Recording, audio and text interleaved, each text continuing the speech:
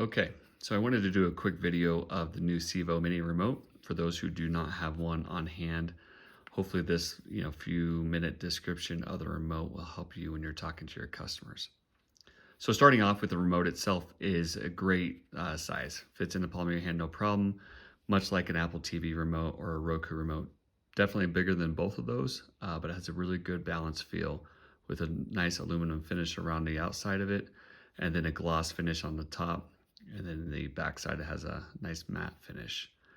The other thing too to keep note of is the actual button press. So if you look at the top or the front of the remote, when I start to click it in, you actually, the entire back side of the remote is what clicks into the remote. So when you're navigating the remote and you're pressing buttons, you get a really good tactile response that that button is being pressed. So now in the front of the remote, just starting from the top, working our way down, we have our power button here at the top, and then we have our source selection. This is basically a button that you can swipe from left to right and select your source by just pressing it. And as you notice, when I press the Apple TV icon, you see the little LED feedback indicator letting us know that not only did I press it, but it also executed that command. So you feel that press when you press it in because of the back of this remote. But because this is also capacitive touch, when you do those two together, you'll see the indicator light up. If I were to just press the buttons by mistake, even though they're capacitive touch, it will not execute that. Or if I just click the back of it, if you can hear that, it won't execute that command either. So you actually have to not only touch the button, but do a full press for you to get that feedback. The other thing to keep in mind too is the source selection. If you see the buttons that look like they're a shortcut to Disney Plus or maybe a YouTube TV or Netflix, that is only available with the IP drivers of our smart TVs, not Apple TV or Roku, not yet at least. So moving down, we have our volume up and volume down, followed by our mute button. Then over here, we have our quick action buttons. The first one you see here is movie and then relax, and that could just execute a sequence or a quick action that maybe would lower the shades, maybe lower the lights as well. The third button gets a little bit more interesting.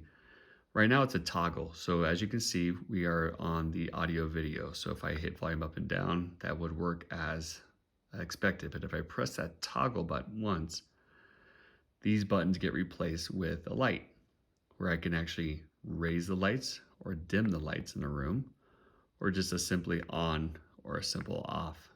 Same thing if I were to press it again for shades. I could raise and lower the shades by press and hold and then let go where I want them to stop. Or I can just hit the shade open button or the shade close button. One thing to keep in mind is if you have a customer who may be a little bit older or maybe doesn't understand the technology as well, and you could see that this might get a little confusing to them, that's easy. We can simply, in programming, remove this toggle and make it a third quick action where you could actually just have a movie button and lights and then shades. So where you hit the lights once, the lights would turn on or off depending on what state they're in. And then you hit the shade button here and it would raise or lower the shades. So once again, you would just remove this toggle button and switch it to a third quick action just to kind of keep it simple for your client who may not be a power user. Then we move it down to this section here, the microphone. This will work with Comcast and Apple HomeKit for Apple TV control.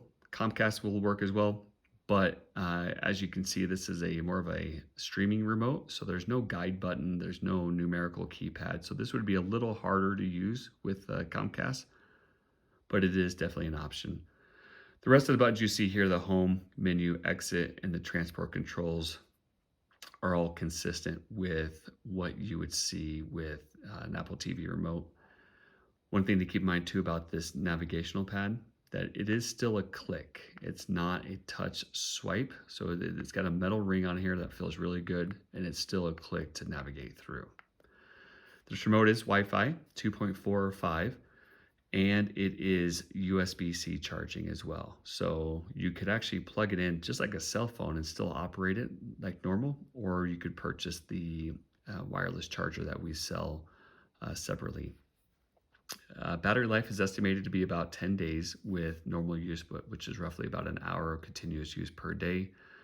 So that will change depending on the customer's use. Charges really quick though through USB-C. Hope this helps.